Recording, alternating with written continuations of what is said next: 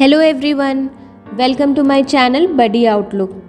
Friends, इस video के part 1 में मैंने आपको सिंधु और सरस्वती घाटी सभ्यता के बारे में बताया था और इस वीडियो के दूसरे पार्ट में मैंने आपको नर्मदा सभ्यता और गंगा सभ्यता के बारे में बताया।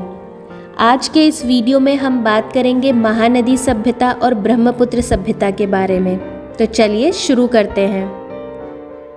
महानदी सभ्यता। मानव सभ्यता का उद्गम और संस्कृति का प्रारंभिक विकास नदी के किनारे ही हुआ है। छत्तीसगढ़ और उड़ीसा की सबसे बड़ी नदी महानदी का प्राचीन नाम चित्रोत्पला था। इसके अलावा इसे महानंदा और नीलोत्पला के नाम से भी जाना जाता है। महानदी का उद्गम रायपुर के समीप धतरी जिले में स्थित सिहावा नामक पर्वत से हुआ है। इस नदी का प्रवाह दक्षिण से उत्तर की ओर है। इस नदी को छत्तीसगढ़ की गंगा भी कहा जाता है। छत्तीसगढ़ में कई ऐसे क्षेत्र हैं जहां 10,000 वर्ष पूर्व प्राचीन सभ्यता होने के प्रमाण मिले हैं। अबूझमाड़ के जंगल की गुफाएं हो या लीलर अरौद जैसे तट पर बसे प्राचीन स्थान। प्राचीन काल में छत्तीसगढ़ को दक्षिण कौशल के नाम से जाना जाता था। इस क्षेत्र का उल्लेख रामायण और महाभारत में भी मिलता है। यह दंडकारण्य वन का एक हिस्सा था। अत्रि ऋषि के आश्रम में कुछ दिन रुकने के बाद श्री राम ने मध्य प्रदेश और छत्तीसगढ़ के घने जंगलों को अपना आश्रय स्थल बनाया। यह जंगल क्षेत्र था दंडकारण्य। अत्रि आश्रम से दंडकारण्य आरंभ हो जाता है। छत्तीसगढ़ के कुछ हिस्सों पर श्री राम के नाना और कुछ पर बाणासुर का राज्य था।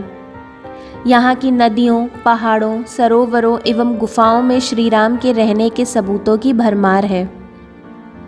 यहीं पर श्री राम ने अपना वनवास काटा था। यहाँ वे लगभग 10 वर्षों से भी अधिक समय तक रहे थे। मध्य प्रदेश एवं छत्तीसगढ़ क्षेत्रों में नर्मदा व महानदी नदियों के किनारे 10 वर्षों तक उन्होंने कई ऋषि आश्रमों का भ्रमण किया। दंडकारण्य क्षेत्र तथा सतना के आगे वे विराध, सरभंग एवं सुतीक्षण मुनि आश्रमों में गए। बाद में सुतीक्षण आश्रम वापस आए। पन्ना, रायपुर, बस्तर और जगदलपुर में कई स्मारक विद्यमान हैं। उदाहरणतः मांडव्य आश्रम, श्रृंगी आश्रम, राम लक्ष्मण मंदिर आदि। छत्तीसगढ़ के धमतरी जिले में महानदी के किनारे ही सभ्यता का विकास हुआ। महानदी के रेत के नीचे हजारों साल का इतिहास दफन है। अरौद में महापाषाण काल का शमशान घाट और महानदी के किनारे चट्टाननुमा बंदरगाह मिलने के बाद भी इस क्षेत्र की व्यापक खुदाई नहीं की गई। इसीलिए ज़मींदोज़ हो चुकी प्राचीन सभ्यता के रहस्य से पर्दा नहीं उठ पा रहा है। अभी तक स्पष्ट नहीं हो पाया है कि धमतरी जिले की सभ्यता कितनी पुरानी है। जिला मुख्यालय से 20 किलोमीटर दूर महानदी से लगा ग्राम अरौद है। पुरातात्विक महत्व के ग्राम लीलर, दरगहन और सलोनी भी महानदी तट पर इसी रोड में पड़ते हैं। इन गांवों में अब तक ज्ञात 3000 साल पुरानी सभ्यता का इतिहास दबा पड़ा है। महानदी किनारे अरौद के बंदरगाह नुमा चट्टान का निरीक्षण करने के बाद अधिकांश पुरातत्ववेताओं और शोधकर्ताओं ने महानदी की रेत में बड़े बड़े चट्टानों को देखकर इसे प्राचीन काल का छोटा बंदरगाह करार दिया था। उनका तर्क था कि यहाँ छोटे छोटे नाव ठहरते थे। 3000 साल पहले महानदी उफान पर होती थी। उस समय यातायात के लिए जल मार्ग का उपयोग होता रहा होगा। कुछ पुरातत्वविदों का अनुमान था कि ये पत्थरनुमा चट्टान नहाने और कपड़े धोने के पुराने घाट भी हो सकते हैं। ये बंदरगाह है या घाट, इसकी वास्तविकता जानने के लिए पुरातात्विक खुदाई जरूरी है। लेकिन पुरातत्व शोध हुए कई साल बीत गए, न खुदाई शुरू हुई और न ही पुरातत्व विभाग ने दोबारा इस क्षेत्र में कोई शोध किया। ब्रह्मपुत्र नदी। तिब्बत से बांग्लादेश तक फैली ब्रह्मपुत्र नदी के भू क्षेत्र विस्तृत हैं। कई नदियाँ इसकी सहायक नदियाँ हैं और यह कई संस्कृति और सभ्यताओं का मिलन स्थल भी है। ब्रह्मपुत्र सिर्फ एक नदी नहीं है, यह एक दर्शन है समन्वय का। इसके तटों पर कई सभ्यताओं और संस्कृतियों का मिलन हुआ है।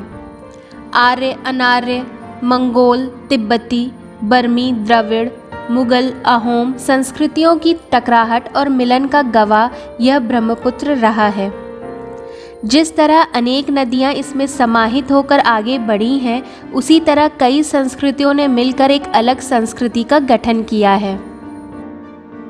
तिब्बत स्थित पवित्र मानसरोवर झील से निकलने वाली सांगपो नदी पश्चिमी कैलाश पर्वत के ढाल से नीचे उतरती है तो ब्रह्मपुत्र कहलाती है।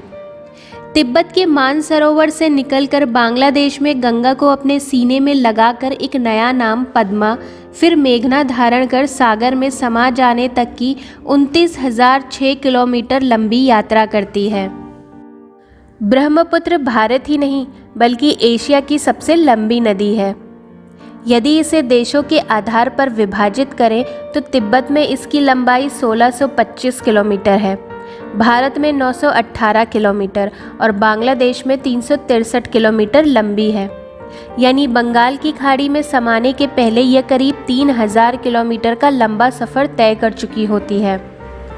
इस क्रम में अरुणाचल प्रदेश, नागालैंड, मेघालय, भूटान, पश्चिम बंगाल और सिक्किम के पहाड़ों से निकली अन्य अनेक नदियां इसमें समाहित हो जाती हैं। इस दौरान अनेक नदियां और उनकी उपनदियां आकर इसमें समा जाती हैं। हर नदी की अपनी कहानी है और उनके किनारे बसी जनजातियों की अपनी संस्कृति है। ब्रह्मपुत्र के कई नाम और पहचान हैं। हर क्षेत्र में इसके स्वभाव और आचरण में भी फर्क है। डिब्रूगढ़ में इसका मीलों लंबा पाट इसकी विशालता को दर्शाता है, तो गुवाहाटी में दोनों ओर की पहाड़ियों के बीच से गुजरने के लिए यह अपना आकार लघु कर लेती है। फिर नीलाचल पहाड़, जिस पर माँ कामाख्या का मंदिर है, का चरण स्पर्श करने के बाद आगे जाकर अपना विराट रूप धारण कर लेती है। असम के अधिकांश बड़े शहर इसी के किनारे विकसित हुए। डिब्रूगढ़, जोरहाट, तेजपुर, गुवाहाटी, धुबड़ी और ग्वालपाड़ा इसी के किनारे बसे हुए हैं। तो फ्रेंड्स, कैसा लगा आपको आज का मेरा ये वीडियो? मुझे कमेंट करके ज़रूर बताइएगा। और अगर आपको ये वीडियो पसंद आया हो तो प्लीज़ मेरे चैनल को सब्सक्राइब, लाइक और शेयर करना ना भूलें। अपने नेक्स्ट वीडियो में मैं फिर से एक इंटरेस्टिंग टॉपिक को डिस्कस करूँगी। तब तक के लिए ख्याल रखिए अपना और मेरे नेक्स्ट वीडियो का इंतज़ार करिए। Till then, do take care of yourself. Bye bye.